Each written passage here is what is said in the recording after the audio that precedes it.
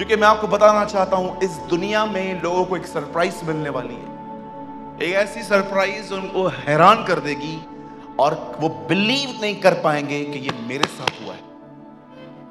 कभी कभी किसी के साथ अनफेयर चीजें हो जाती हैं, बाद में पता चलता है कि ये मेरे साथ हुआ है।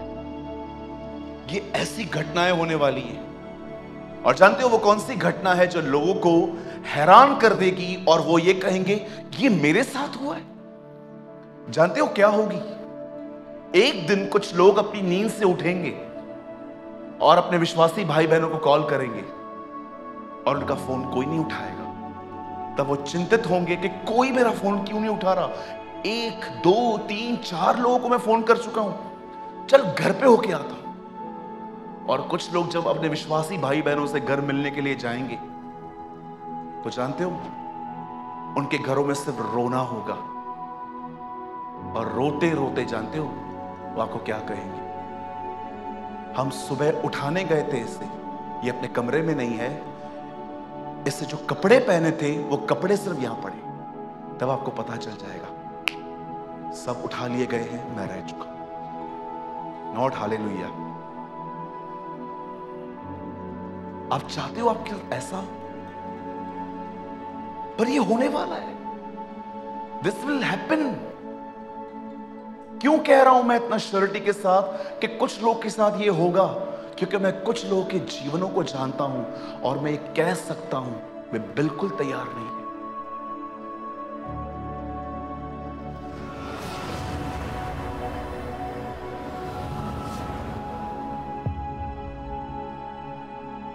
वचन सुनने के बाद जो कुछ भी आपने सीखा हो वो कमेंट करके जरूर बताएं। आपके कमेंट्स हजारों लोग पढ़ते हैं और आशीष पाते हैं।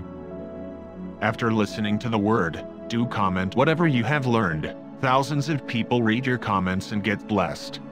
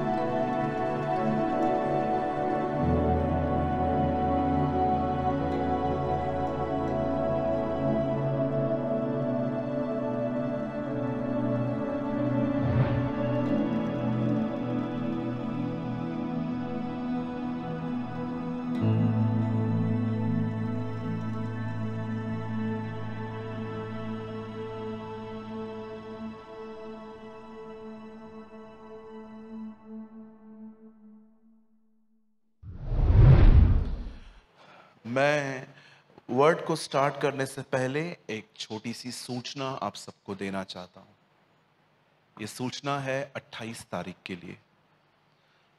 हमारे मिनिस्ट्री में कुछ ऐसे कॉल्स आए हैं जो लोग मुंबई से बाहर से आएंगे और उन्होंने हमसे लोकेशन मांगी कि हमें एक ऐसी होटल बताइए जहां पर हम अफोर्ड कर पाएं रहना। बैठ जाइए ब्रदर, खड़े मत रहिए। जो भी लोग खड़े हैं खड़ा मत कोई भी रहिए, सब बैठ जाइए। कहां भी बैठ जाइए, स्टार्ट नहीं हुआ है मीटिंग, बैठ जाइए सभी। सर आप भी बैठ जाइए।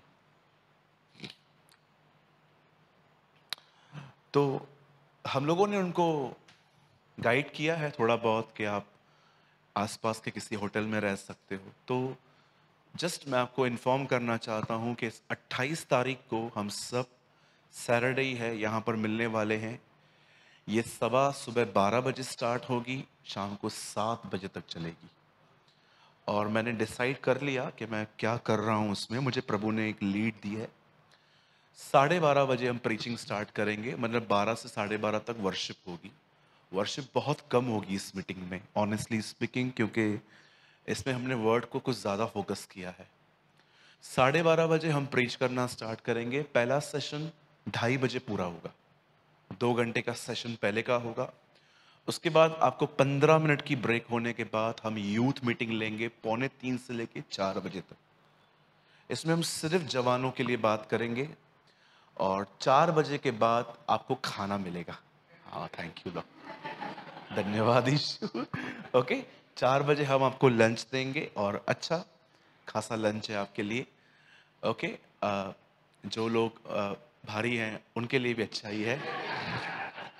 फिर आधे घंटे के बाद हम फिर से शुरू हो जाएंगे और 7 o'clock तक प्रीच करेंगे। और आप में से हर एक का स्वागत है। हम आपको 1 वीक पहले बता रहे हैं ताकि आप अपने नौकरियों में अभी से ही बहाने बनाना शुरू कर दें।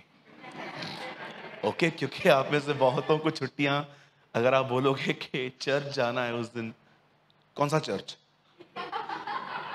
चर्च 1 घंटा जाते हैं ना, 7 घंटा जाते हैं? हाँ, पागल है। आपके बॉसेस आपसे ऐसा बात करना स्टार्ट करेंगे। तो आप लोग को क्या करना है, क्या नहीं करना है, वो आप देखिए। मैं आपके बॉस से बात नहीं कर सकता। मुझे आज भी याद है 20 तारीख को जो हमारे मुंबई में 19 तारीख को जो मीटिंग हुई थी, उसमें एक बहन ने मुझे कॉल किया तो वो रो रही थी उससे 2-3 दिन पहले। मैंने कहा क्या हुआ? मैंने हुआ क्या, कौन मरा? बोला कोई नहीं मरा, मेरे को छुट्टी नहीं मिल रही। आप बिलीव कीजिए, उसने बॉस को फोन दे दिया, बोला मेरे बड़े भाई से बात करो। तो मैंने बोला क्या हुआ अंकल? तो उन्होंने मेरे को बोला कौन सा चर्च 7 घंटा चलता है तुम्हारा? तो मैंने कहा बच्ची ये दे दो उसको छुट्टी। तो उसको छुट्टी मिल गई। ऐसे भी करते हैं कुछ लोग। ओके, तो हम लोग यहाँ पर मिलेंगे और मैंने अब तक मुझे विषय नहीं मिल पाए हैं। कितने लोग उल्लासनगर में जो हुआ, आप सब कौन कौन थे वहां पर? कोई मुंबई से आया था वहां पर? ओके, आपने आशीष भाई है ना, मुझे बहुत अच्छी रिजल्ट मिली है वहां की। स्पेशली मेरे कलीसिया के प्राचीनों ने कुछ मुझसे मुलाकात की मीटिंग के बाद और कहा परमेश्वर ने हमसे बात की है आज। This is amazing. बहुत बार हम ये नहीं जान पाते हैं कि खुदा ने हमारे अंदर कुछ उपजाया है। और उसने जो वर्ड करा था जरूबाबेल के ऊपर कि जरूबाबेल ने इस मंदिर की नींव डाली है और वही इसे पूरा भी करेगा। तो जिस परमेश्वर ने आपके अंदर प्रतिज्ञा डाली है, विश्वास कीजिए वो उसे पूरा भी करेगा। आमीन, यस, आमीन।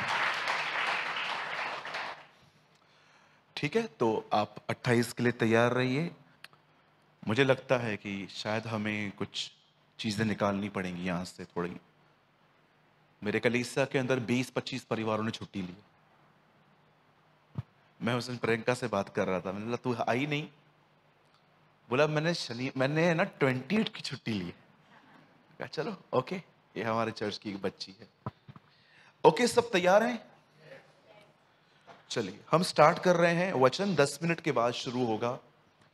मैं पहले उन लोगों के साथ कुछ बात करना चाहता हूं आज जो फ्यूचर में परमेश्वर के लिए कुछ करना चाहते हैं। मिनिस्ट्री, सेवकाई। मैं आपको बताना चाहता हूं आजकल मिनिस्ट्री देखी कैसे गई है। अगर आप 16-17 सेंचुरी में रहते तो आपके ख्याल बहुत डिफरेंट होते आज के ख्यालों से। आजकल मिनिस्ट्री है स्टेज, यहां पर वर्शिप करवानी है, यहां पर प्रचार करवाना है। और आपको पता है लोगों को किस बात की खुशी है? अब मैं नोटिस किया जाऊंगा। That is problem. आज बहुतों के लिए सेवकाई ये है, नाचना, नचवाना। मैं कई सारे भाई बहनों से पूछता हूं सेवा क्या है, उनके अंदर एक ही थॉट है, पुलपिट। जैसे पुलपिट कहते हैं, पुलपिट। पिट मतलब खड्डा, पुल मतलब खींचना, यहां से खींचना लोगों को बाहर निकालना। That's called pulpit. हाँ, कुछ लोग ऐसे भी होते हैं जो ऑलरेडी हम लोग पिट में हैं, हम लोगों को और डाल देते हैं अंदर, ये बात अलग है। बहुतों के लिए सेवा यही है, स्टेज पे नाचना और नचवाना।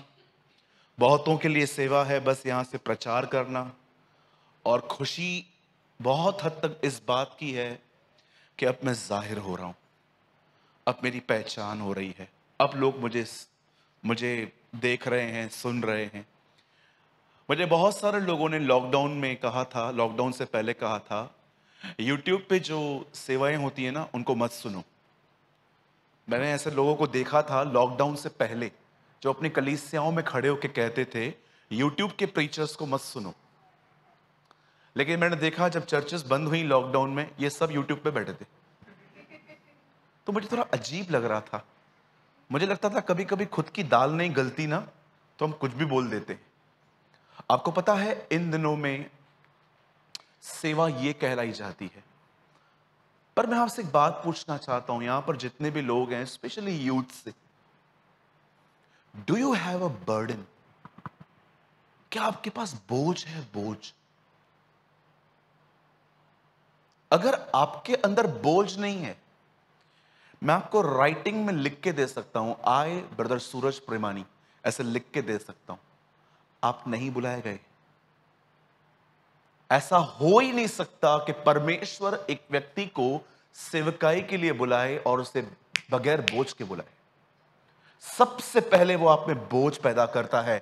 जब नेमिया ने सुना कि यरूशलेम की दीवारें टूटी हुई हैं, लिखा है वो रो पड़ा।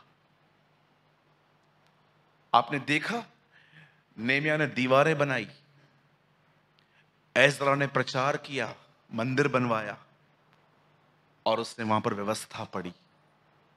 किसी किसी को परमेश्वर की प्रजा को लौटा लेने का बर्डन था, किसी को दीवार बनाने का बर्डन था, किसी को मंदिर बनाने का बर्डन था। आप पढ़ के देखिए, एक टाइम पे इज़राइल में इतना व्यभिचार था, लोग है ना पता नहीं क्या क्या कर रहे थे उन दिनों में। एक होता है नेचुरल सेक्स, एक हस्बैंड और वाइफ के बीच में, पर उन दिनों में है ना बकायदा अननेचुरल सेक्स हो रहा था दुनिया में। पता नहीं लोग क्या क्या कर रहे थे। इवन आज भी देखिए बहुत कुछ दुनिया में ऐसी चीजें हो रही हैं आपको घिन आ जाए। उन दिनों में परमेश्वर अपने नबी को कहता है एक औरत से शादी कर। वो औरत वैश्या थी, और जब वो वैश्या से शादी करता है और इज़राइल के सामने जाता है तो इज़राइल के लोग उससे पूछते हैं तूने ऐसा क्यों किया। आप बिलीव कर सकते हो, उन्हें समझाने के लिए कि परमेश्वर ने उनके साथ क्या किया है, उसने शादी की थी। और जब वो लोग उससे पूछते हैं कि तूने इस प्रोस्टिट्यूट से शादी क्यों की है, तब वो कहता है तुम भी तो वैश्या हो, यहोवा ने उसके बाद भी तुम्हें भी अपनाया है।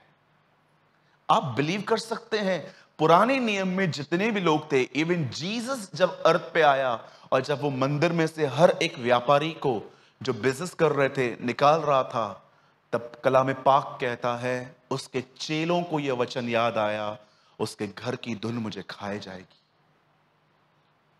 कौन सी धुन लेके आया था यीशु? आप पढ़िए आराम से, बर्डन लिखा है। कितने लोग हैं मुझे बताइए, जब आप अपने सामने लोगों को देखते हो तो आप उनके ठट्ठे नहीं उड़ाते हो, ये है ही ऐसा। कितने लोग हैं मुझे बताइए, जब आप किसी नॉन क्रिश्चियन को देखते हो तो आप रो पड़ते हो, प्रभु से बचा, इसे संभाल। आप में से आज भी अपने उद्धार के आनंद में लोग खोए हुए हैं। ओ मैं तो बचाया गया, धन्यवाद यीशु। लेकिन आप में से कौन है यहां पर, जब आप किसी अनबिलीवर को देखते हो आपके घर के अंदर बाहर, तो आपको रोना आ जाता है। कलाम पाक कहता है अपने सच्चे मन में लूत उन लोगों को देख देख कर पीड़ित होता था। आपको पता है पहले के दिनों में लूत बहुत स्वार्थी था। इब्राहिम से उसने वो चीज लेके वो चला गया। लेकिन जानते हो पतरस कहता है अपने अंतिम दिनों में वो बहुत बदल चुका था। जैसे सारा अपने अंतिम दिनों में अपने पति को स्वामी कहती थी, वैसे ही आपको पता है लूत अपने अंतिम दिनों में जब वो सदोम और अमोरा के लोगों को देखता था ना, लिखा है उसे पीड़ा होती थी अंदर में कि इनका उद्धार हो, ये बचे। मैं आपसे पूछना चाहता हूं, क्या आपके पास कोई बर्डन है इन दिनों में? कहीं आपको ऐसा तो नहीं लगता है कि कोई टाइम था जब परमेश्वर ने मुझे बोझ दिया था पर मैंने उस बोझ को नहीं संभाला, थ्रो कर दिया। आज बिलीव करिए, मेरे पास एक बोझ है। और जानते हो बोझ किस चीज का है? मुझे नंबर 1 पास्टर नहीं बनना है, मुझे नंबर 1 टीचर भी नहीं बनना है। मैं ये भी नहीं चाहता कि कोई मुझे इस तरह पहचाने कि ये वचन का बड़ा अच्छा भंडारी है। मुझे एक बोझ है, और जानते हो वो बोझ क्या है? मैं चाहता हूं लोगों का उद्धार हो। That's it. इस कारण मैं सेवा करता हूं। मेरे पास और कोई बोझ नहीं है। अब आप सोचो कि ब्रदर उद्धार होता क्या है? आप में से हर एक को मैं आपको एक बात बताना चाहता हूं। इस दुनिया में किसने कितने भी अच्छे काम किए हों, अगर वो यीशु के पीछे नहीं चलते, वे नाश हो जाएंगे।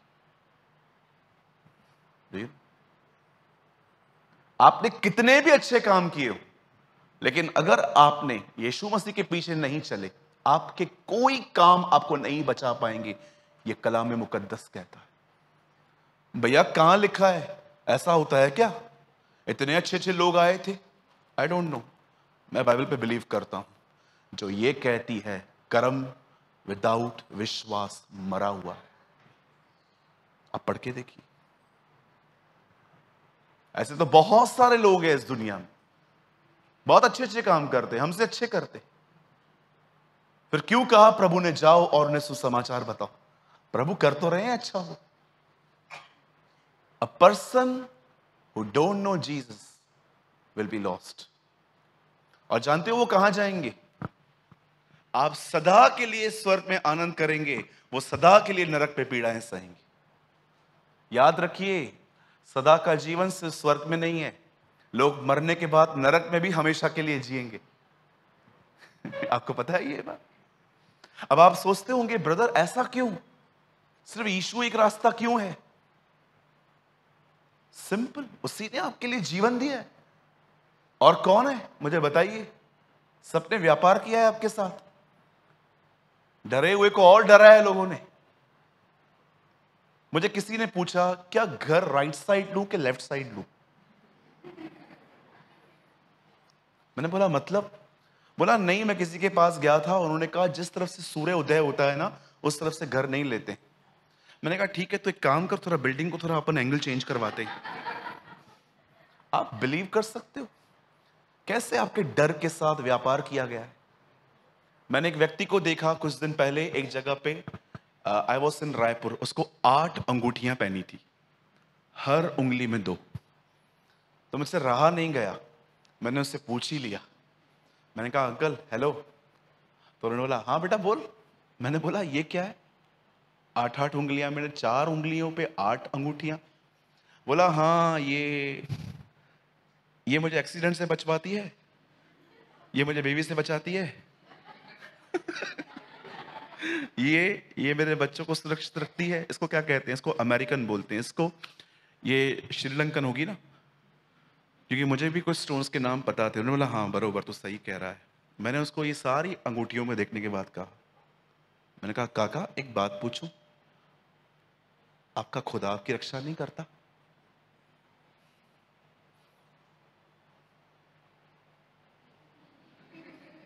ऊपर देख रहे थे। हाँ, उसने तो आप बिलीव कर सकते डर के साथ कैसा व्यापार किया गया? आप समझ पा रहे हैं मेरी चीजों को? Do you have a burden? क्या आपके पास कोई बोझ है? क्या परमेश्वर ने आपके हृदय में कोई बोझ दिया है? बोझ तो छोड़ो, आप में से कुछ लोगों को अपने परिवार का भी बोझ नहीं है। सच्ची बोलता हूं, छोड़ दिया है आपने कुछ लोगों को ऐसे ही विदाउट प्रेयर। मैं बहुतों को जानता हूं अपने परिवार के उद्धार के लिए भी दुआ नहीं करते हो। कितने लोग हैं मुझे बताइए, आप अपने खानदान के लिए आंसू बहाते हैं हर दिन कि प्रभु ये बच्चे सेव्ड हों। मैंने कहा ना, आजकल सेवकाई है, मैं कर रहा हूं, चालू कर कैमरा। ये मिनिस्ट्री है आजकल की। और ये लोग जब वीडियोस डालते हैं ना, हर आधे घंटे में व्यूज चेक करते हैं, लाइक्स चेक करते हैं, कमेंट्स चेक करते हैं, कितने लोगों ने देखा। ये मिनिस्ट्री है आपके लिए। काश आप अंकल A.W. टोजर से मिले होते, काश आप D.L. मूडी से मिले होते, काश आप अंकल साधु सुंदर सिंह से मिले होते, काश आप बख्त सिंह से मिले होते, काश आप जोनाथन एडवर्ड्स से मिले होते, काश आप मार्टिन लूथर से मिले होते। ये आपको बताते कि सेवा होती क्या है। जानते हो सेवकाई का दूसरा नाम क्या है? आइए अपने पास वाले से कहिए, सेवकाई का दूसरा नाम है त्याग।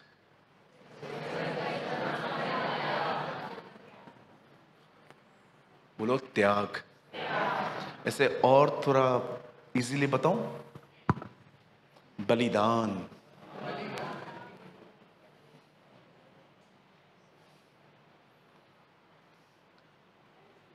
पहले के दिनों में 1 घंटा प्रचार करने वाला व्यक्ति पहले 6 घंटा प्रार्थना करता था।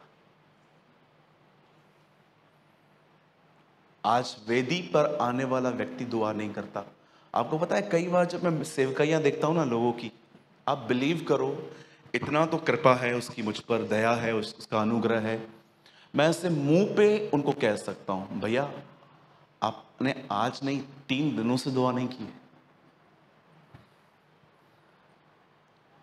और मैं एक बात पूछना चाहता हूं सबसे, हिम्मत कैसे होती है आपकी विदाउट प्रेयर इधर आने की?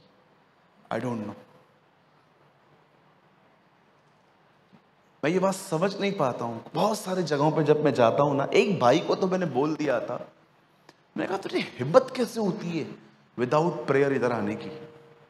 तुझे पता भी है यहां पर खड़ा होना, परमेश्वर को प्रेजेंट करना कितना जिम्मेदारी वाला काम है? बोलो यीशु मसीह की। चलिए एक लास्ट लाइन और उसके बाद मैं मैसेज स्टार्ट कर रहा हूं। क्या आपके पास भोज है? कोई ऐसी चीज है जो परमेश्वर ने आप में उपजाई है, जो चीज आपको सोने नहीं देती रात को? आप प्रेयर करते रहते हो, प्रभु जो आपने मेरे मन में डाला है आप उसे पूरा करें। ये परमेश्वर देता है और यही आपकी सेवकाई का चिन्ह होगा। आमीन। कितने लोग समझ पा रहे हैं?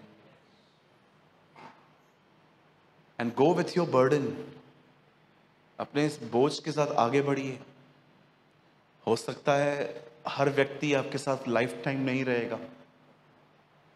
याद रखिए, हर व्यक्ति आपके साथ नहीं रहेगा। हो सकता है आने वाले दिनों में कोई आपको कह दे कि नहीं आप जाओ आगे, मैं अलग जगह पे जाऊंगा। लेकिन अपने बोझ को मत छोड़ना। अगर आपने मनुष्यों को खुश करने के लिए अपने मन को बदल दिया ना, मैं आपको कहना चाहता हूं आपकी सेवकाई खत्म हो जाएगी। फिर आप करेंगे सेवकाई, लेकिन वो इफेक्टिव नहीं होगी। ओके? पता नहीं क्यों आज मैं यहां था तो मेरे को मन में आया कि मैं ये बात करूं। मैंने प्रोफेटिक बुक्स बहुत पढ़ी हैं, हागे, सपन्या। मुझे ऐसा लगता है सपन्या जब मुझसे मिलेगा वो मुझे सामने से कहेगा, मेरी किताब पढ़ी थी तूने? आपकी किताब कौन सी थी? अरे छोटी सी 2 पेजेस की तो बुक थी मेरी बाइबल में, वो भी नहीं पढ़ी तूने? नबी आपसे पूछेंगे मेरी किताब पढ़ी? आप बिलीव कर सकते हो 50-55 लेखक तो आपको ऊपर ही मिलने वाले। लूका भी आपसे मिलेगा, बोलेगा मेरी किताब पढ़ी तूने? ओके, पक्षपात किया। यूहन्ना का पढ़ता है, मेरा नहीं पढ़ता है तू।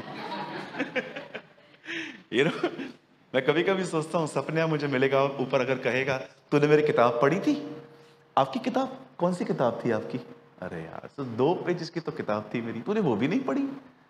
ऐसा क्यों किया तूने मेरे साथ? अगर तू पढ़ता, सपने आपको मिलेगा। मैंने सपने में एक बहुत औसम वचन पढ़ा जिसमें लिखा था, हे नम्र लोगों और नम्र बनो। ओह, इट वाज अमेजिंग वर्ड। आमीन। चलिए शुरू करें। आज का वचन बहुत ही औसम है। कौन से लोग बादलों पर उठा लिए जाएंगे? आमीन। आइए यीशु के लिए जोरदार ताली बजाएंगे।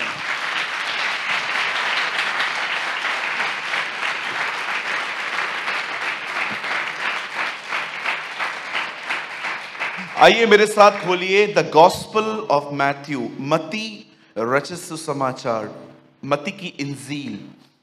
मैंने हिंदी, इंग्लिश, उर्दू एक साथ बोल दिया, ठीक है?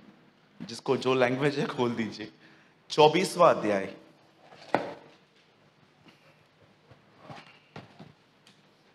मत्ती 24वां अध्याय, सब खोलेंगे।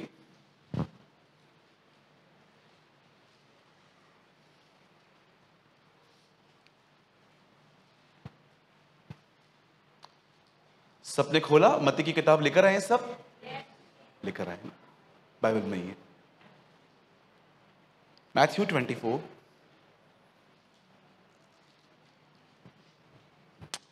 और मैं आपके लिए पढ़ रहा हूं 24 अध्याय का 42वां वचन, जिसमें लिखा है, इसलिए जागते रहो। बोलिए जागते रहो। इसलिए जागते रहो क्योंकि तुम नहीं जानते कि तुम्हारा प्रभु किस दिन आएगा। हॉरिबल वर्ड है ना। मैं कभी कभी सोचता हूं, प्रभु अगर लिख देता मैं 24 दिसंबर 2023 को आऊंगा। कभी 24, आपको पता है सारे भेवड़े 23 दिसंबर को पश्चाताप करते। सोचो अगर यीशु कहता कि मैं 26 दिसंबर को आऊंगा, तो बहुत सारे ब्रेकअप्स कभी होते? 25 को। जानू जान दोनों अलग, क्योंकि जान निकालने वाला आ रहा है। है ना? एक रात पहले मैसेज करते जानू जा, है ना? ये परमेश्वर का धन्यवाद हो कि उसने डेट नहीं बताई आपको, पता नहीं क्या हो जाता। सोचो अगर आपको कितना खतरनाक होता अगर हमें पता चलता कि जीसस 2030 में 35 में आने वाला है। और सोचो हम कितने बर्बाद हो जाते, कितने पाप करते ना हम, एक ही बात को सोच के, अरे टाइम है रे, अभी बहुत टाइम है, एंजॉय कर लाइफ, चलो पिक्चर पे चलेंगे, चलो मूवी पे चलेंगे, नई मूवी आई है अभी, चलो पुष्पा। हाँ, रिसेंटली मैंने एक एड देखी, एड आते रहते हैं ना, हम लोग भी सोशल मीडिया पे हैं, यूट्यूबर हैं, तो ये सारी बातें आती हैं। एक आदमी ऐसे खड़ा था, वो कहता है मेरा नाम पुष्पा है। मेरे को पहले लगा ये लड़की है, फिर बाद में मैंने किससे पूछा ये क्या है, बोला ये लड़का ही है। तो बोला पुष्पा नाम क्यों रखा है? बोला पागल है ना इसलिए। तो मैंने बोला हाँ, इनको देखने वाले भी पागल हैं। और फिर तो वो बंदा मुझे उसके डायलॉग्स भी बता रहा था, झुकेगा नहीं, अरे तेरे को झुकना पड़ेगा क्योंकि लिखा है हर घुटना झुकेगा।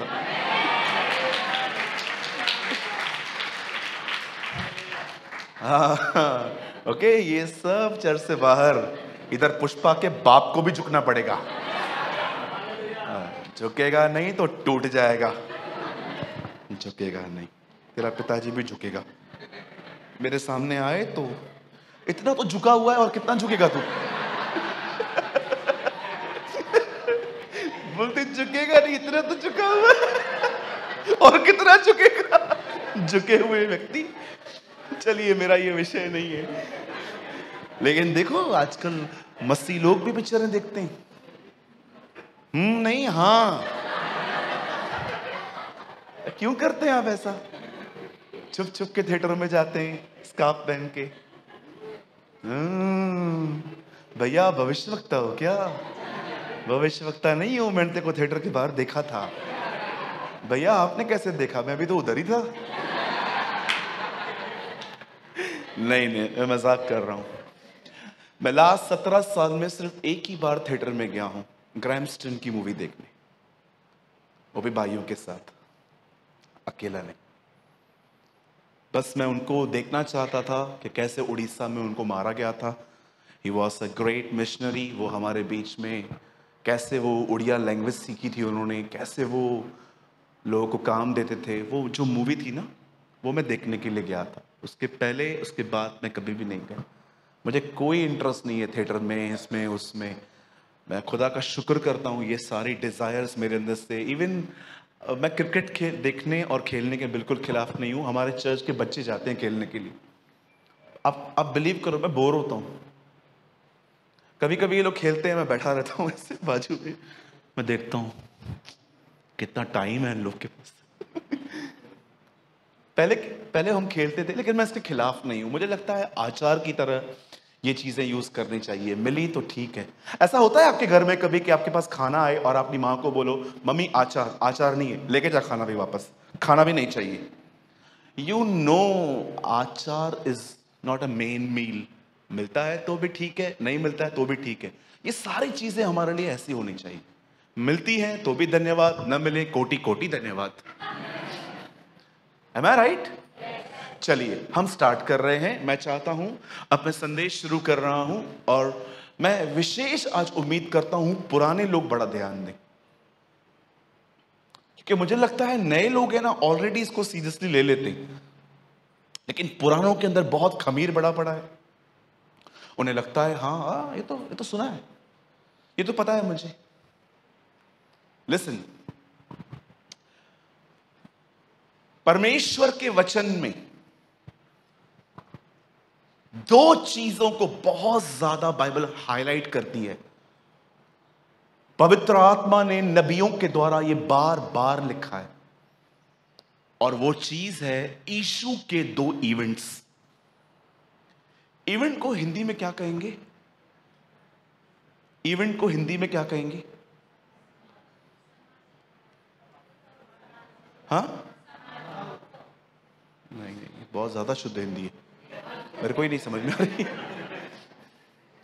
इवेंट्स, प्रोग्राम्स तो नहीं बोल सकते, बिल्कुल नहीं बोल सकते ये प्रोग्राम। घटना, अरे वाह घटना। परमेश्वर के वचन में दो तरह की घटनाओं का बहुत ज्यादा जिक्र है, और मैं चाहता हूं आप फिलहाल लिखें नहीं, आप सुने, बाद में घर जाके नोट्स बना सकते हैं आप। इन दोनों घटनाओं के विषय में मुझे पता है आप में से हर एक को पता होना चाहिए। पहली घटना है उसके देह में प्रकट होने की, और दूसरी घटना है उसके बादलों पे प्रकट होने की। आप पूरी बाइबल पढ़ लीजिए, आपको पहला व्यक्ति जिसने प्रभु यीशु मसीह को बादलों पर आते देखा था वो हनोक है। अब आराम से पढ़िए। आदम की 7वीं पीढ़ी का हनोक प्रभु के स्वर्गदूतों के विषय में कि वो कहता है कि देखो वो अपने पवित्र के साथ आ रहा है। पहली बार प्रभु यीशु मसीह को बादलों पे जानते हो किसने देखा था? हनोक ने। उसके बाद अगर प्रभु यीशु मसीह को किसने बादलों पे देखा था तो वो है दानियल नबी। पहली बात जिस पे खुदा बड़ा जोर देता है वो है मेरे बेटे का देह में प्रकट होना। ये ऐसा एक सिद्धांत है, जब यीशु के दिनों में पता है इसका विरोध हुआ था। आपको पता है यीशु ने एक दिन क्या किया?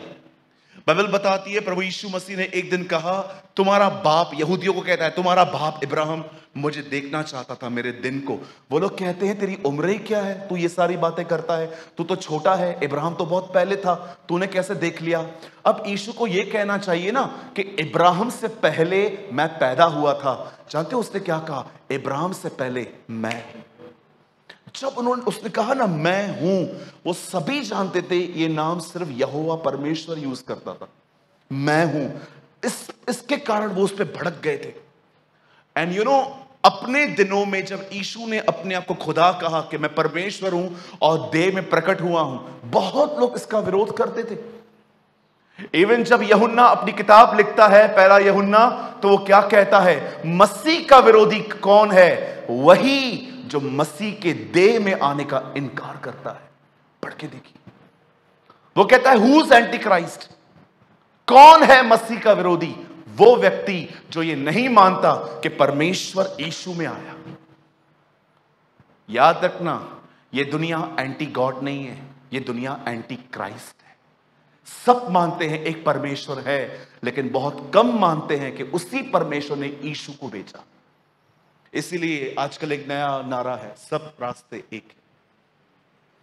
ये दुनिया एंटी गॉड नहीं है, ये दुनिया एंटी क्राइस्ट है। हर कोई बिलीव करता है एक मालिक है, अलग अलग नाम से उसको पुकारते हैं, लेकिन जो इस पर विश्वास करता है कि उसी परमेश्वर ने बेटे को भेजा, यीशु को भेजा देह में, उसका उद्धार होता है।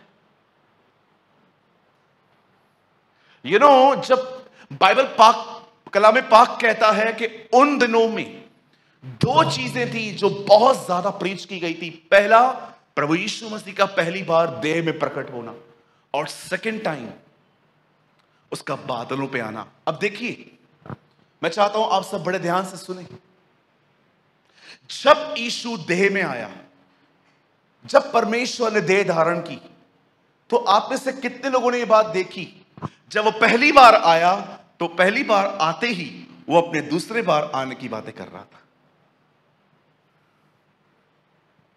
वो कई सारी चीजें बता रहा था दोबारा आने के लिए, कि मैं कैसे आऊंगा, कैसे लोगों को कलेक्ट करूंगा, कैसे मैं अपनी दुल्हन को तैयार करूंगा।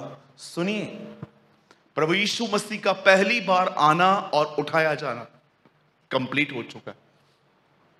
अब प्रभु बहुत जल्द बादलों पे आने वाला है। वो आसमान का सीना चीर के आएगा। पर मैं आपको बताना चाहता हूं, आप में से हर व्यक्ति को यह पता होना चाहिए वो किस तरह के लोगों को ले जाएगा। क्योंकि मैं आपको बताना चाहता हूं, इस दुनिया में लोगों को एक सरप्राइज मिलने वाली है। एक ऐसी सरप्राइज उनको हैरान कर देगी और वो बिलीव नहीं कर पाएंगे कि ये मेरे साथ हुआ है। कभी कभी किसी के साथ अनफेयर चीजें हो जाती हैं, बाद में पता चलता है कि ये मेरे साथ हुआ है। ये ऐसी घटनाएं होने वाली हैं।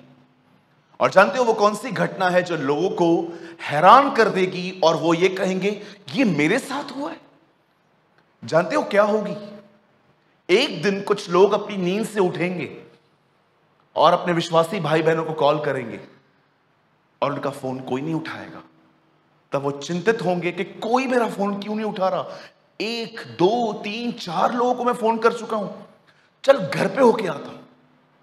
और कुछ लोग जब अपने विश्वासी भाई बहनों से घर मिलने के लिए जाएंगे, तो जानते हो उनके घरों में सिर्फ रोना होगा। और रोते रोते जानते हो वो आपको क्या कहेंगे? हम सुबह उठाने गए थे इसे, ये अपने कमरे में नहीं है, इससे जो कपड़े पहने थे वो कपड़े सिर्फ यहां पड़े। तब आपको पता चल जाएगा सब उठा लिए गए हैं, मैं रह चुका हूं। Not hallelujah. आप चाहते हो आपके साथ ऐसा हो, पर ये होने वाला है। This will happen. क्यों कह रहा हूं मैं इतना श्योरिटी के साथ कि कुछ लोग के साथ ये होगा? क्योंकि मैं कुछ लोगों के जीवनों को जानता हूं और मैं ये कह सकता हूं वे बिल्कुल तैयार नहीं है। आप सोचो, जो व्यक्ति चर्च में टेम्पर खो सकता है अपना भरी सभाओं में, उसकी घर की हालत क्या होगी? जो व्यक्ति पब्लिकली इतना स्पॉइल्ड है, सोचो उसकी पर्सनल लाइफ क्या होगी। मैं एक दिन इमेजिन कर रहा था, प्रभु समझ कोई रह जाता है, उसे पता ही नहीं चलता, तू आया उठा के लेके गया सबको। इसको पता कैसे चलेगा? इसे तब पता चलेगा जब इसको मालूम पड़ेगा कि मैं जिनसे रोज मिलता हूं वो उठा लिए गए। ब्रदर नहीं, ये आप अपनी बातें कह रहे हो। उन दिनों में एक चक्की की आटे को पीसती रहेगी, दूसरी उठा ली जाएगी। 2 लोग खेत में काम करते होंगे, एक उठा लिया जाएगा, एक रह लिया जाएगा। इवन यीशु ने तो साफ कहा 5 कुंवारियां रह जाएंगी, 5 उठा ली जाएंगी।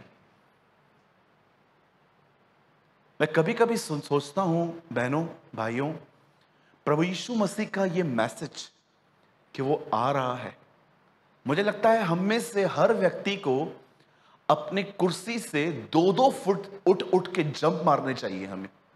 वाओ ये मुझे आज भी याद है, मैं एक सिटी में था, मैंने वहां पर एक भरी सभा में कहा प्रभु यीशु आ रहे हैं। वो सब खड़े होके तालियां बजाने लग गए, एक दूसरे को गले मिलने लग गए। मैंने बोला मैंने क्या बोल दिया ऐसा? तब मुझे प्रभु ने कहा, सूरज पता ये आनंद क्यों कर रहे हैं? मैंने कहा क्यों प्रभु? सब तैयार है, लेकिन ये क्यों डर रहे हैं? क्योंकि इन्हें पता है इनके जीवनों में गड़बड़ियां हैं। याद रखिए, हबक्कू कहता है जब तक प्रजा अपना पाप न माने, यहोवा अपने स्थान पर नहीं लौटेगा। Do you know this is a word in the Bible. जब तक एक मनुष्य अपना पाप नहीं मानेगा, लिखा है यहोवा अपने स्थान पर वापस नहीं लौटेगा। पुराने नियम के नबियों ने इज़राइल को एक दिन यह कहा था। आज मैं आपसे पूछना चाहता हूं, 666 क्या है, चिप क्या है, एंटी क्राइस्ट क्या है, वन वर्ल्ड गवर्नमेंट क्या है। एक हद तक इन बातों को समझना कोई बुरी बात नहीं है, पर मैं आपसे पूछना चाहता हूं, ऐसा तो नहीं है कि आप सिर्फ ज्ञान में बढ़ रहे हैं पर आपकी तैयारी शून्य है। और आपको पता है इन दिनों में तो कुछ लोग जानते हैं किस बात के खुश हैं? इस बात में पास्टर का हाथ मुझ पर है। मैं एक भाई को जानता हूं, बाहर रहते हैं, वो आउट ऑफ मतलब महाराष्ट्र रहते हैं, वो गुटखा खाते हैं, प्रभु में ही है। तो एक दिन मैंने उनसे पूछा, भाई आप गुटखा खाते हो? तो ये बात तो काट के वो मुझे बताने लग गए, मैं जिस चर्च में हूं, मैं पास्टर के कितना करीब हूं। आपको पता है पास्टर को जो भी काम रहते ना वो सब मुझे देता है। मैं समझ गया ये दोनों करप्ट है, इसका पास्टर भी करप्ट है। इसका पास्टर इसकी सेवका ही नहीं लेता है वापस। आपको पता है अगर आप एक सेवक हैं और आप अपने चर्च के अंदर देख रहे हैं कि सेवक पाप कर रहा है, तो मैं आपको बताना चाहता हूं, अगर आप उसे नहीं कहते ना, यह बात साफ है आपको उसके वरदान से प्यार है, उसकी आत्मा से नहीं। सिंपल। और ऐसा नहीं होना चाहिए। मेरे भाइयों, मेरी बहनों, मैं आपसे पूछना चाहता हूं, क्या आप इन दिनों में तैयारी कर रहे हैं? तैयारी कैसे होती है? कहां से शुरू करनी है ब्रदर? हम तो यही कहते हैं, बस उठते हैं, प्रेयर करते हैं, कुछ समय पाप भी मान लेते हैं खुदावन के सामने, उसके बाद हम अपनी शरीयत को उठा के हम परमेश्वर के वचन को पढ़ लेते हैं। ब्रदर आप संडे संडे आप देखो, हम आपके सामने रहते हैं। मैं कहता हूं ये तैयारी छोड़ो, तैयारी का त भी नहीं है। आइए मैं आपको कुछ समझाना चाहता हूं, और मुझे लगता है ये आपको अच्छा नहीं लगेगा, लेकिन ये आपके लिए बहुत अच्छा है। बोलिए मेरे पीछे, जो चीजें अच्छी नहीं लगती वो जीवन के लिए बहुत अच्छी होती है ना?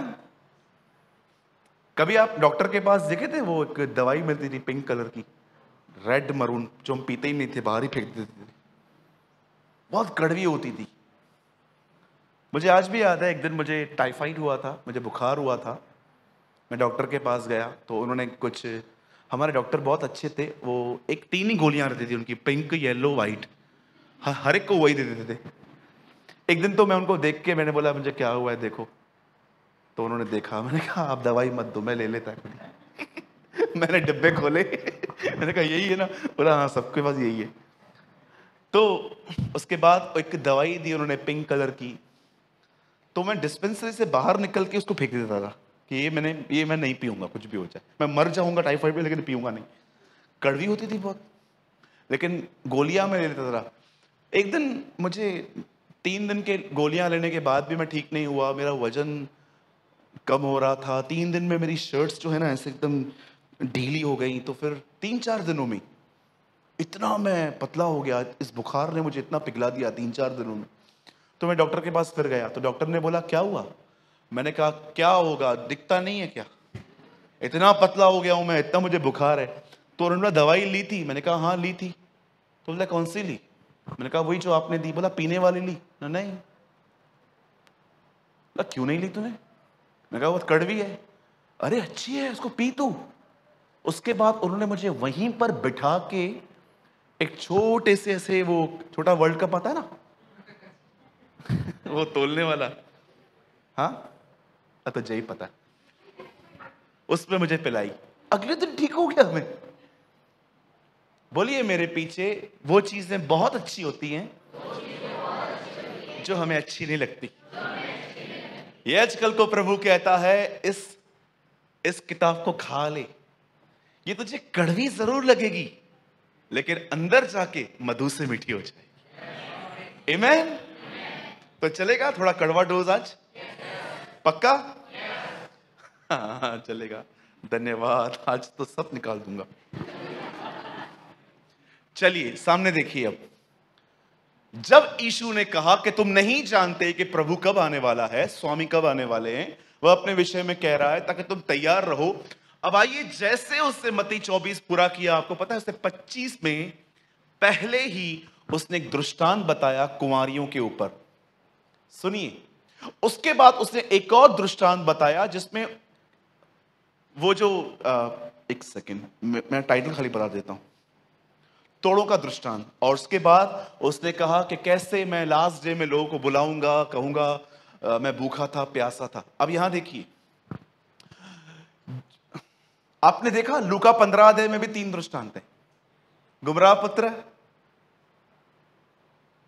खोई हुई भेड़, खोया हुआ सिक्का। अब वापस 3 दृष्टांत आ रहे हैं। पहले के जो दृष्टांत है ना, वो दिखाते हैं father, son and the holy spirit. लेकिन अब ये दृष्टांत जो है ना, ये दिखाते हैं इंसान के बारे में।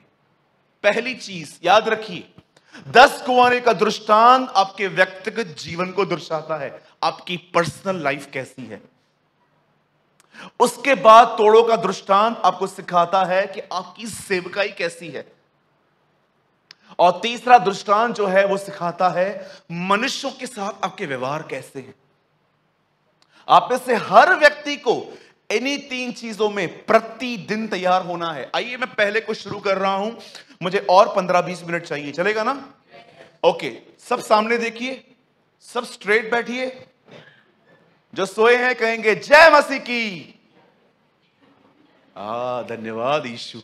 सब जाग रहे हैं आज, ये तो बड़ी महान बात है। ओके, सुनिए, सबसे पहली बात, यीशु ने कहा 10 कुंवारियां हैं। बोलिए कुंवारियां। हाँ, कुंवारियों का मतलब होता है जिनकी शादियां नहीं हुई हैं। 10 कुंवारियां हैं। इन 10 को एक बात पता है, दूल्हा हमें नहीं, हमारी मशालों को देखेगा। Do you know that 10 have this type of knowledge? इन 10 को पता है कि दूल्हा हमें नहीं देखेगा, दूल्हा हमारे साथ क्या है, एक मशाल अगर वो जल रही है तो हम इन होंगे, नहीं तो हम आउट हो जाएंगे। सुनिए, मशाल जो है उसे कहते हैं परमेश्वर का वचन। ऑयल अंदर रहता है जो प्रतीक है पवित्र आत्मा का, और जो आग जलती है वो परमेश्वर का स्वभाव है। ये एक सिंबॉलिकल लैंग्वेज है। बाइबल के अंदर इन्हें हिंदी में कहा जाता है चिन्ह। बोलिए चिन्ह। आपने देखा होगा ना, बाइबल में ये बहुत वर्ड है। यीशु मसीह को कहा गया है मेमना, कलीसिया को कहा गया है दीप स्तंभ, प्रभु के दासों को कहा गया है बाइबल में तारे,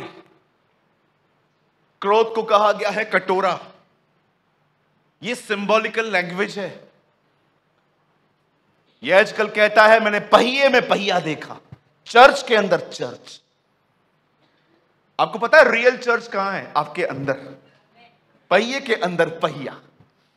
वैसे ही यीशु समझा रहा था, ये एक सिंबॉलिकल लैंग्वेज है, ये चिन्ह है। मेरे भाइयों, मेरी बहनों, ये एक ऐसा दृष्टांत है जो सबसे पहले आपसे पूछता है, आप कितना भी कुछ भी करो, क्या भी करो, आपसे एक बात पूछना चाहता हूं, क्या आपकी मशालें जल रही हैं? अब आप कहोगे भैया ऐसा क्यों कह रहे हो? सुनिए, यहां देखिए, बताइए, जब इन सबने देखा कि दूल्हे के आने में लेट हो रही है, तो कलाम पाक कहता है ये सो गई। आपको पता है, जब दूल्हे के आने का टाइम हो गया, जब धूम मची, तब ये उठ गई। आप इससे कितने लोग के बाद जानते हैं जो तैयार थी वो क्यों तैयार थी? लिखा है उनकी कुप्पियों में तेल थे। बोलो कुप्पी। उसमें क्या था? तेल। इन दिनों में कुप्पी क्या है? आपका भीतर, और उसमें पवित्र आत्मा। वे अंदर से भरे हुए लोग थे। भले ही बाहर से वो बड़े साधारण लोग थे, पर वे अंदर से भरे हुए लोग थे। ये पहला दृष्टांत आपको बताता है आपका व्यक्तिगत जीवन कैसा है। देखो, आप में से यहां पर जितने भी लोग आए हैं, मैं आपको लिख के दे सकता हूं, आप में से कोई भी यहां पर शारीरिक व्यभिचार में नहीं होगा। आप में से कोई यहां पर किसी की हत्या नहीं करता होगा। मैं आपको लिख के दे सकता हूं, आप में कोई नहीं होगा जिसके अंदर ये ख्याल है कि मैं किसी बैंक को लूटूंगा। हम मसीह लोग सारे बड़े बड़े पापों पे जल्दी जय पा लेते हैं, लेकिन जानते हो, ऐसा भी हो सकता है कि आप इन बड़े बड़े गुनाहों से दूर हो, लेकिन इनसाइड एक फरीसियों का जीवन जी रहे हो। फरीसियों के जीवन में सबसे खतरनाक बात क्या होती थी? विदाउट दूसरे का सुने, एक ही का सुन के वो न्याय करते थे। किसी ने आपको स्टोरी बताई, ये ऐसा है, ये ऐसा है, ये ऐसा है, जिसके बारे में वो बात कर रहे हैं, उससे मिले हो तुम उससे मिले हो? नहीं, तुम्हारे अंदर एक अपनी विचारधारा है कि हां ये सही होगा। बहुत सारे लोगों ने स्मोकिंग बंद कर दी है, लोगों का न्याय करना बंद नहीं किया है। बहुत सारी बहनें हैं जो किसी को मारती नहीं है, लेकिन अंदर ही अंदर इतना जलती रहती हैं, इतनी जलन है, और जलन के अंदर ही वो कुछ भी बोलती रहती है, किसके लिए भी। याद रखिए, कुप्पियों में तेल नहीं था, मशाल जल रही थी। Outside testimony was very good, बाहर से सब लोग आपको धर्मी समझते थे। ओ, आपके एक्शंस कितने पवित्र हैं, होली हैं, बैठने के तरीके, आप सब भाई बाइबल लेके आते हैं।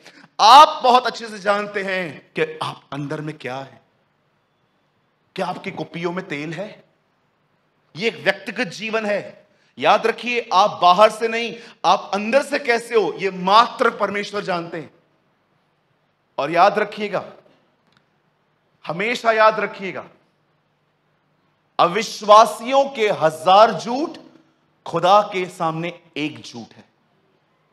विश्वासी का एक झूठ खुदा के सामने 1000 झूठ है। Remember always your life. अगर एक अविश्वासी 1000 झूठ बोले ना, तो खुदा जानते क्या कहेगा? एक ही है। क्यों? वो मुझे जानता ही नहीं है। लेकिन आप में से जितने भी लोग अगर एक झूठ कहेंगे ना, खुदा कहेगा आपने 1000 झूठ बोल दी। क्यों? क्योंकि आप सब जानते हैं। मैं आज शाम को लेटा हुआ था, मैं कार में आराम से मैं आ रहा था, मैं प्रभु को कह रहा था, प्रभु मुझे कुछ वचन दे। मैं बहुत लोगों को देखता हूं, बहुत आसानी से झूठ बोल देते। जॉब को पाने के लिए झूठ, हवलदार से 100 रुपया ज्यादा देने के लिए झूठ, अलग फॉल्स इंप्रेशन देते हैं। याद रखिए, इस दुनिया में प्रभु यीशु मसीह की कलीसिया में पहली मौत व्यभिचार के कारण नहीं, फॉल्स इंप्रेशन देने के कारण मरी थी, हनन्याह और सफीरा की। हमेशा याद रखिए, कहीं ऐसा तो नहीं है आप भीतर एक रॉटन लाइफ जी रहे हैं, लेकिन आपका इंप्रेशन ऐसा है कि हर कोई आपको धर्मी समझता है। आपको मैं बताऊं, इस हॉल में एक ऐसा व्यक्ति मौजूद है, इस हॉल में जो पहले ऐसी जिंदगी जीता था, और अगर आप जानना चाहते हैं वो कौन है, तो आपके सामने खड़ा मैं हूं। मैं ऐसी जिंदगी जीता था, सालों तक मैंने ऐसी पाखंडी भरी जिंदगी जी है, जब तक मुझे होल ट्रुथ नहीं पता चला कि मेरी डेस्टिनी यीशु की तरह बनना है। मुझे लगता था नॉर्मल है, क्योंकि मेरे साथ रहने वाले भी करते थे ये सब। कहीं ऐसा तो नहीं है आप एक फॉल्स इंप्रेशन दे रहे हो इन दिनों में? आपको अच्छे से पता है, जैसा मैं पास्टर के सामने प्रकट करता हूं, एक्चुअली मैं वैसा नहीं हूं। मेरा बेटा, मेरी बेटी, मेरे घर वाले जानते हैं मैं कैसा हूं। जानते हो, ये वो लोग हैं जिनके कुप्पियों में तेल नहीं है इन दिनों। मात्र मशाल जल रही है, ऊपर की गवाही, लेकिन भीतर अगर जाया जाए तो तेल ही नहीं है। मुझे आज भी याद है, एक दिन एक बहुत सीनियर पास्टर मेरे सामने आई, मेरा बॉडी लैंग्वेज ही चेंज हो गया उनके सामने। मैं उनको ऐसा दिखा रहा था कि जैसे मैं आपसे भी आगे हूं। मुझे प्रभु ने कहा, तुझे कुछ भी करने की जरूरत नहीं है, तू जैसा है वैसा रहे। काय को दिखाता है उसको तू ऐसा करके? वो तेरा परमेश्वर है।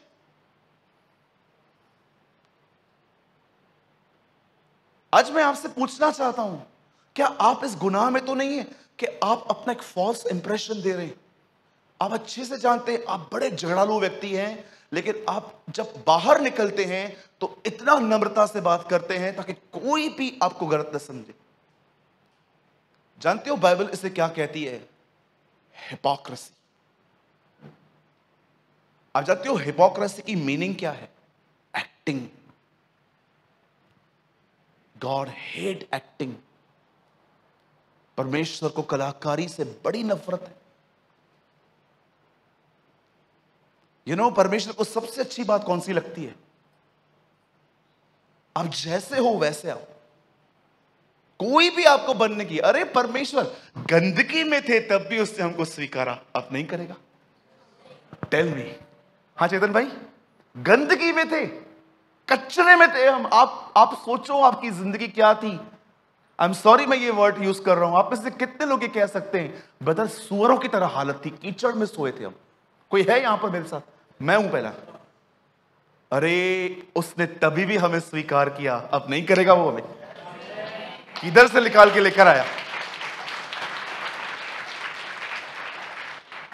काय को मेंस का अप्रूवल पाने का?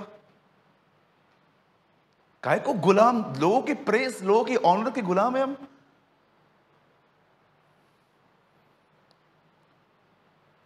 आपको पता है कुछ लोग मुझे पसंद नहीं करते। जानते हो कारण क्या है?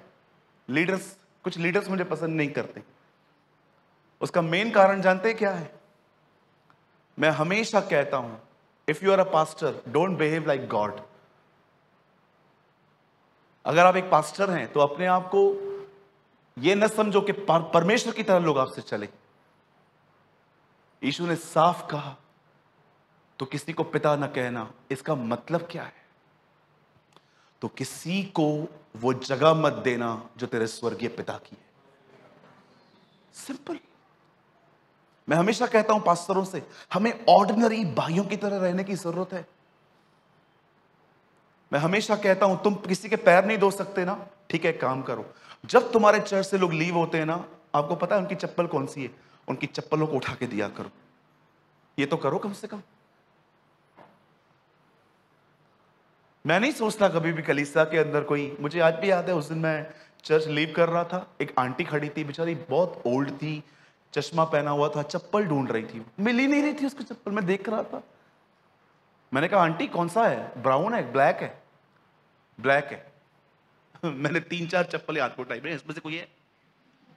बोला हाँ ये। मैं कहा लो पहनो। अरे फिर क्या हुआ? मैं क्यों वेट कर रहा हूं कि कोई मुझको चप्पल ढूंढ के दे? हम क्यों नहीं ढूंढते? If you are a pastor don't behave like God, be like a servant. हम उस खुदा को मानते हैं जिसने मरने से एक रात पहले अपने चेलों के पैर धोए। वो राजाओं की तरह नहीं रहता था।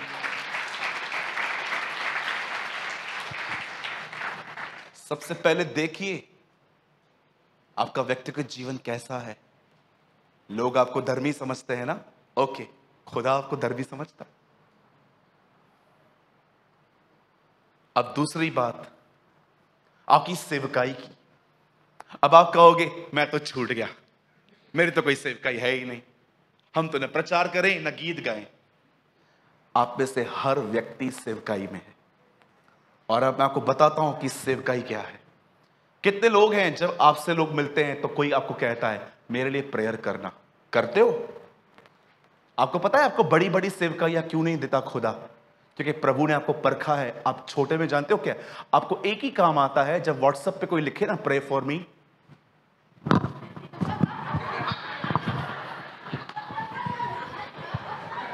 ये दुआएं आजकल की।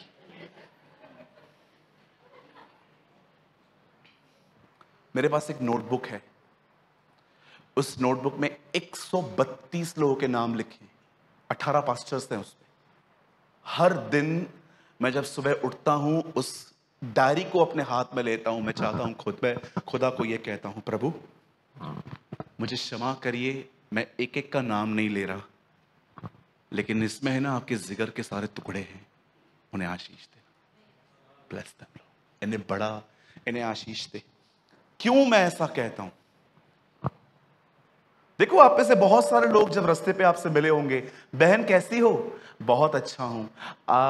हम आपको देखते हैं, आप पास्टर प्रेमानी के चर्च में आते हैं ना? हाँ हाँ, हम भी वहीं आते हैं, लेकिन क्या लेट हो जाता है तो हम निकल जाते हैं, मिल नहीं पाते।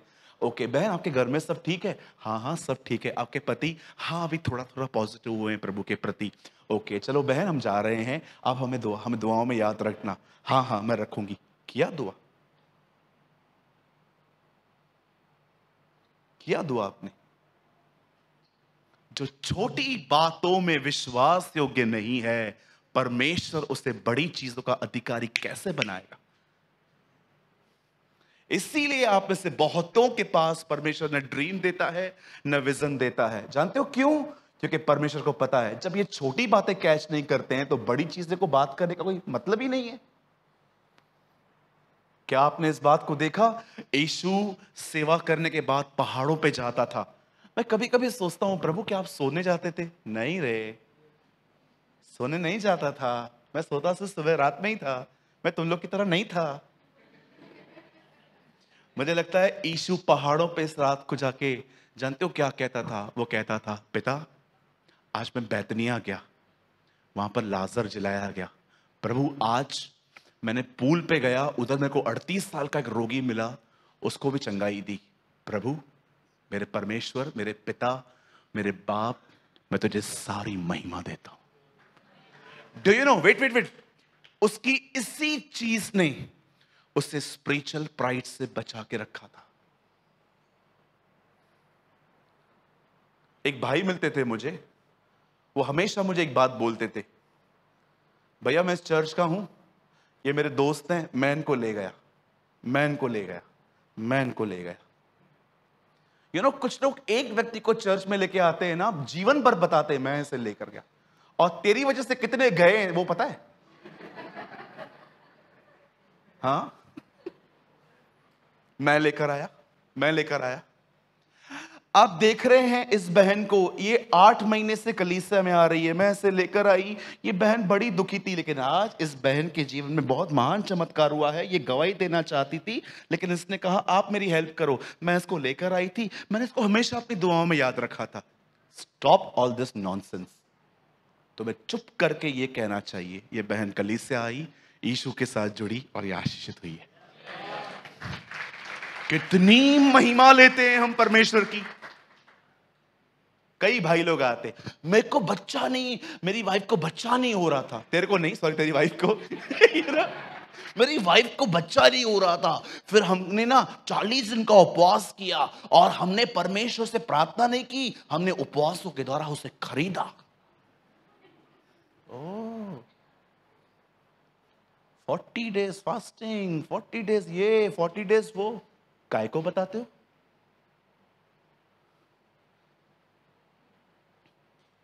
जानते हो मैं इन लोगों को क्या कहता हूं? महिमा चुराने वाले लोग। कैथरीन हमेशा कहती थी, if you touch the glory of God, the glory will depart. अगर तुमने कभी भी उसकी महिमा को छुआ, वो महिमा चली जाएगी। कभी आपने इस बारे में सोचा? जब उजा ने संदूक को टच किया, वो मर गया, लेकिन नबूकदनेस्सर सारे मंदिर का सामान ले गया, उसे कुछ नहीं हुआ। Why? क्योंकि उजा के समय में महिमा इज़राइल में थी, नबूकदनेस्सर के समय महिमा चली गई थी। That is the reason. परमेश्वर ने आप में से हर एक को एक सेवा दी है। आपको क्या लगता है बहनें प्रचार नहीं कर सकती? आप में से हर बहन प्रचार कर सकती है। कौन कहता है बहन प्रचार नहीं कर सकती?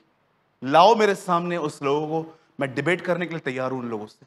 कौन कहता है? सदैव याद रखिएगा, जो भी लोग एंटी हैं इस बात के प्रति, नहीं नहीं बहनें मैसेज नहीं प्रीच कर सकती। क्यों नहीं मैसेज प्रीच कर सकती? कहां लिखा है बाइबल के अंदर? मेरे भाइयों, सदैव याद रखना, यीशु मुर्दों से जी उठा है। यह खुशखबरी हमारे पास एक बहन लेकर आई थी। यीशु एक बहन के द्वारा आया। कलीसिया को दूल्हा नहीं दुल्हन कहा गया। मैं अंत के दिनों में अपने बेटों को दर्शन दूंगा, वे भविष्यवाणियां करेंगे। बाइबल में ऐसा कोई वचन नहीं है मैं अपने बेटे और बेटियों को दर्शन दूंगा। फिर मेरे बेटे और बेटियां कहलेंगे। आप में से सारी बहनें, यहां पर जितनी भी बहनें हैं, आप सब एक दूसरे को सुसमाचार बता सकती हैं। और याद रखिए, आप में से किसी किसी बहन को तो परमेश्वर टीचिंग मिनिस्ट्री भी दे सकता है, बिल्कुल दे सकता है। पर जानते हो क्यों नहीं देता? कारण क्या है? क्योंकि छोटे में ही विश्वास योग्य नहीं थे। किसी बहन ने आपको चर्च में कहा था मेरे लिए दुआ करना, नेक्स्ट मीटिंग में मिली, आपने उससे पूछा आपकी तबीयत अब कैसी है? मैं आपके लिए प्रेयर कर रही हूं बहन। नहीं किया ना, एक बार हो गया ना प्रार्थना। प्रभु ने भी तो कहा है ना, अन्य जातियों की तरह बकबक न करो,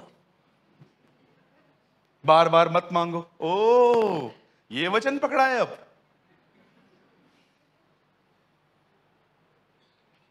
16 साल से मैं प्रार्थना कर रहा हूं, आज तक मेरी उस दुआ का उत्तर नहीं आया है। आज भी की मैंने मॉर्निंग में वो प्रेयर, पर मैं जानता हूं परमेश्वर ने मेरे अंदर वो बात डाली है। रविवार को कॉन्फ्रेंस में मैंने प्रचार नहीं किया था, मैंने अपना जीवन शेयर किया था आपसे कि परमेश्वर ने मेरे हृदय में कुछ उपजाया है और वो जानता है वो अपने समय में उसे पूरा करेगा। मैं खड़ा रहूंगा, दैट्स इट।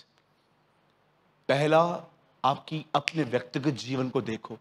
सेकंड, देखो कि परमेश्वर ने आपको कुछ काम दिया था, क्या आपने वो फेथफुली किया? और अब जो तीसरी और आखिरी बात है तैयारी की, वो ये है, सोचो मनुष्यों के साथ आपके व्यवहार कैसे हैं, लोगों के साथ आपकी डीलिंग्स कैसी हैं। क्या आप इस दुनिया में ये कह सकते हो मुझे किसी के प्रति कोई नफरत नहीं है, चाहे किसी ने भी कुछ भी कहा? धर्मी का एक स्वभाव है। आप इससे कितने लोग ये बात जानते हैं? परमेश्वर का एक स्वभाव है। रोमियो की किताब 3 अध्याय में पौल कहता है परमेश्वर ने अपनी धार्मिकता मनुष्य को माफ करके प्रकट की। परमेश्वर धर्मी है, पर उसने अपनी धार्मिकता कैसे दिखाई? लोगों को माफ करके। वैसे ही जो अपने आप को धर्मी कहता है उसका एक स्वभाव है। नीति वचन में लिखा गया है धर्मी जो कहता है उसे पूरा करता है, चाहे हानि क्यों ना उठानी पड़े। ये उसका एक स्वभाव है। आप जानते हो जो भी लोग अपने आप को मसीह कहते हैं उनका लोगों से व्यवहार कैसा है, ये बहुत ज्यादा इंपॉर्टेंट रखता है। यीशु ने कहा अगर तू अपने कलीसिया के अंदर जाए और वेदी के सामने खड़ा हो और तू बहुत कुछ ले आया है, लेकिन अगर तुझे याद होता है कि कोई है जो तुझसे नाराज है, अपना पैसा, अपनी भेंटें सब तू वहीं पर छोड़ दे। कोई और कलीसिया कहे या न कहे, मैं आपको बताना चाहता हूं, अगर आपके अंदर नफरत है, आप इस कलीसिया को 4 लाख रुपए डोनेट कर दो, वो खुदा तक कुछ नहीं पहुंचने वाला।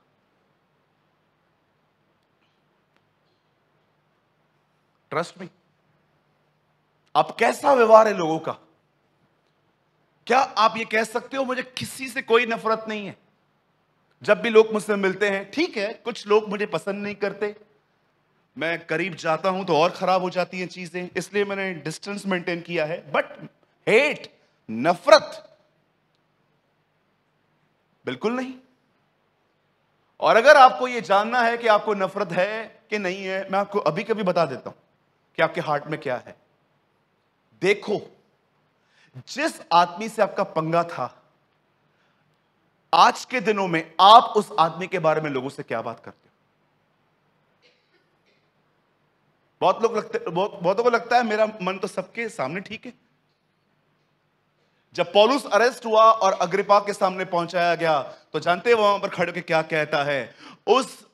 उस परमेश्वर की सेवा जो मैं अपने बाप दादाओं के समय से करता आया हूं, वह गवाह है मेरा विवेक मनुष्यों के प्रति शुद्ध है।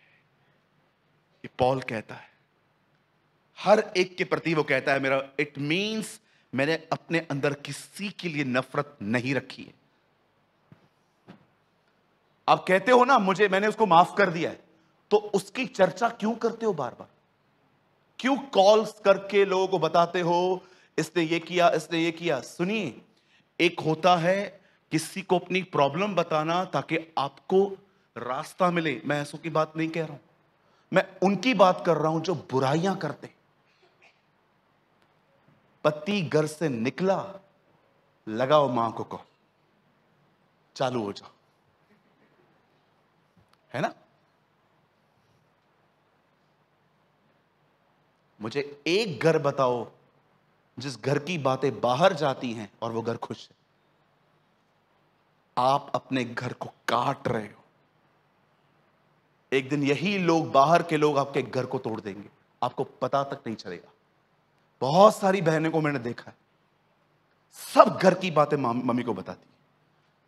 सास ऐसे कर रही है, पति ऐसे कर रहा है, बच्चे सुनते नहीं है, ये नहीं है, वो नहीं है। आपको क्या लगता है ये अच्छी बात है? मैं आपसे पूछना चाहता हूं, आप उसके प्रति क्लियर हो ना?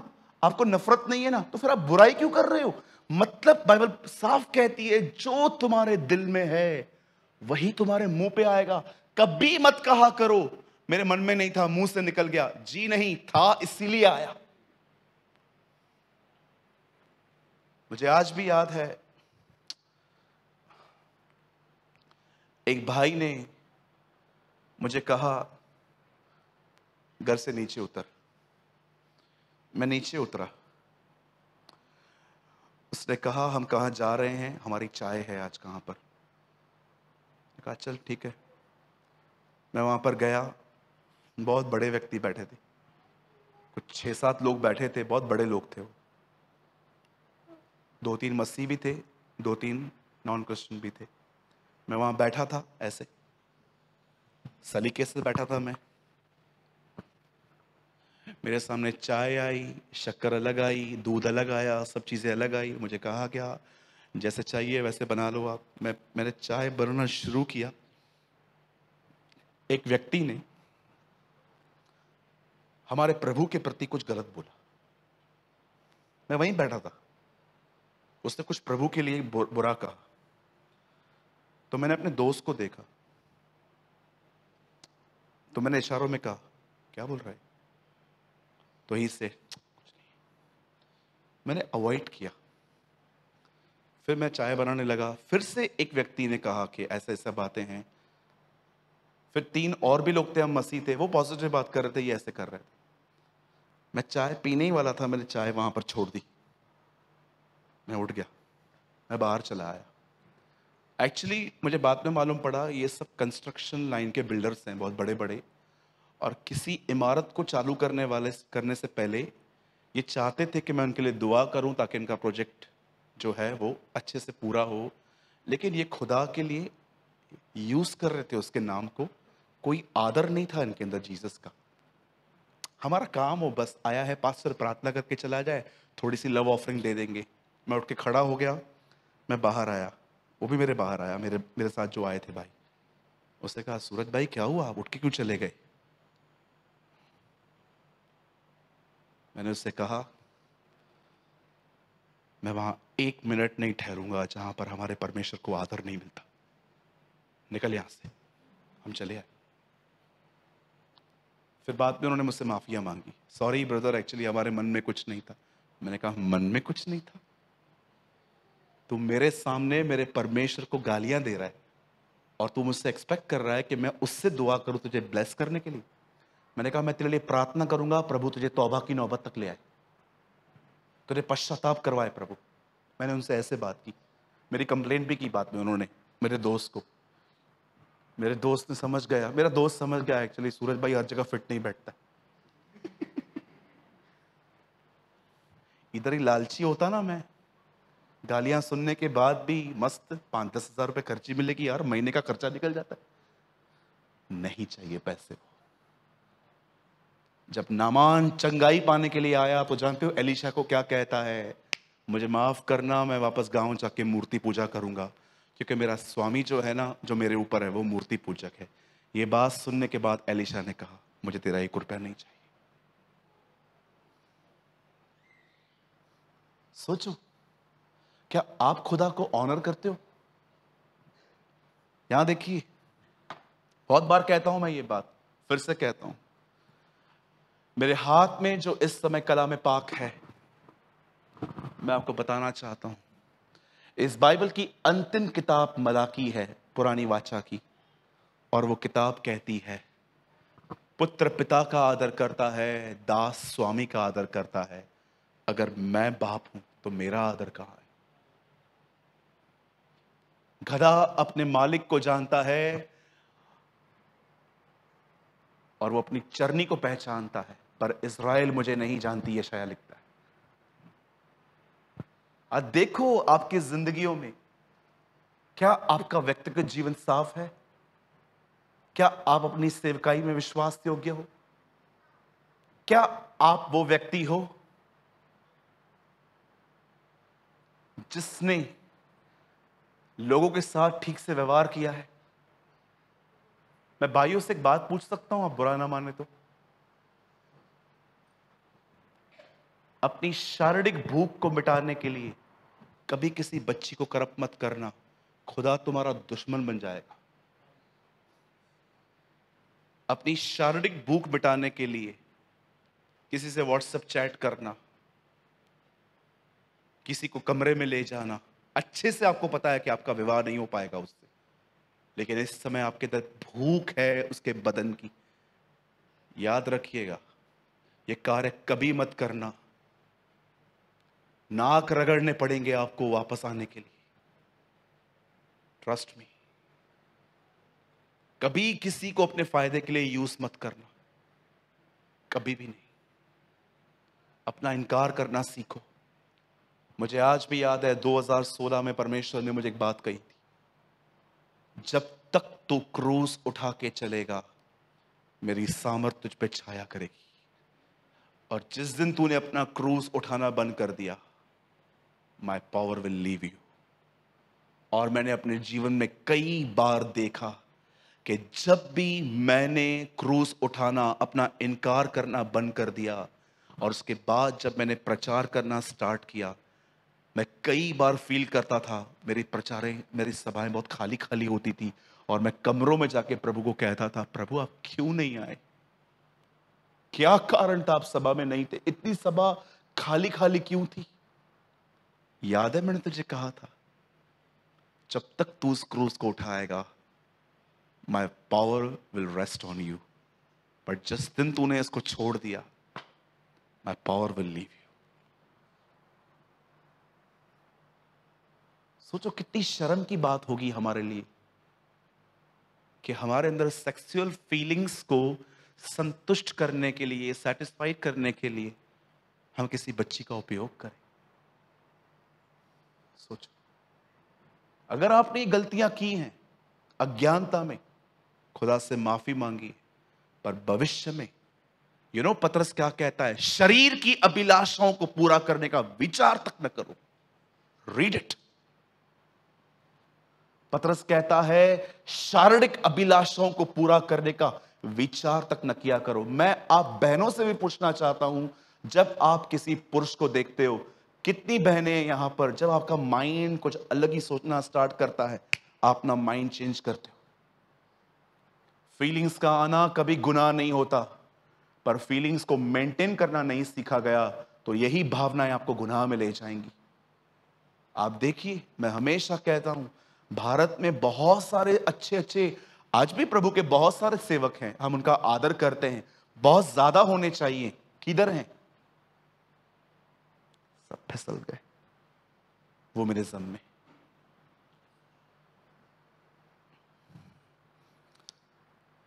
मेरे भाइयों, मेरी बहनों, तैयार हो जाओ इन 3 बातों में।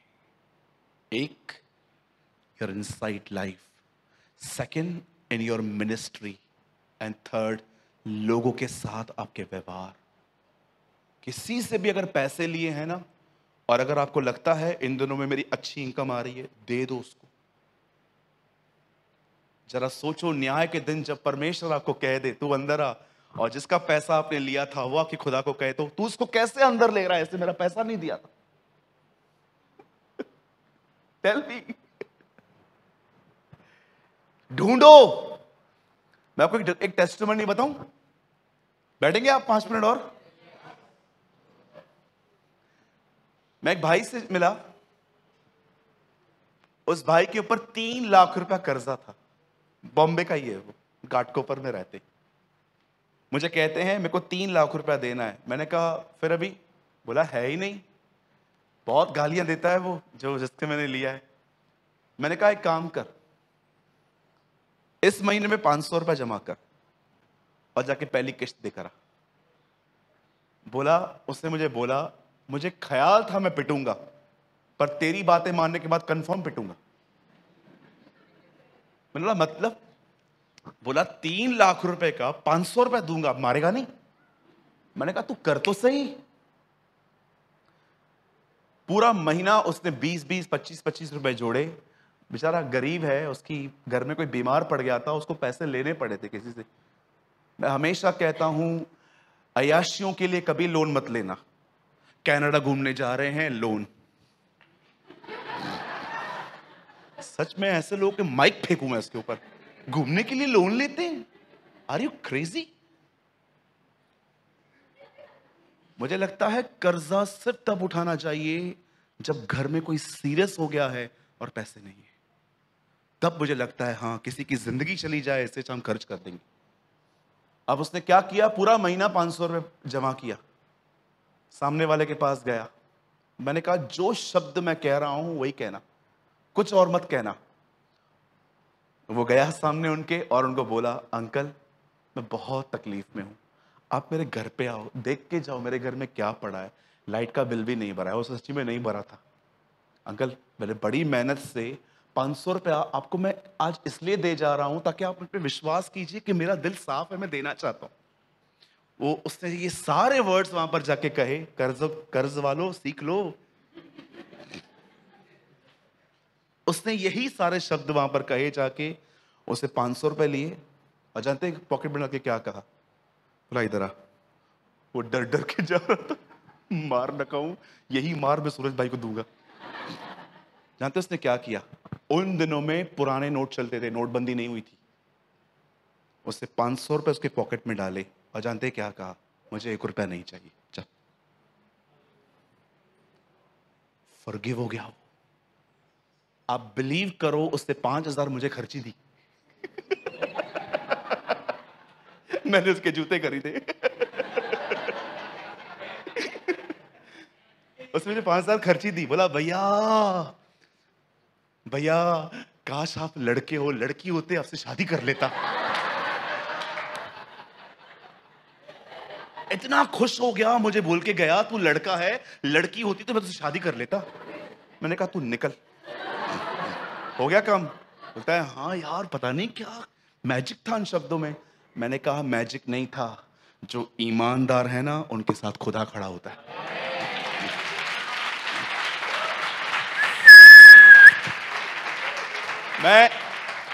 मैं आपको कहना चाहता हूं, बी ऑनेस्ट, खुदा आपके साथ खड़ा रहेगा।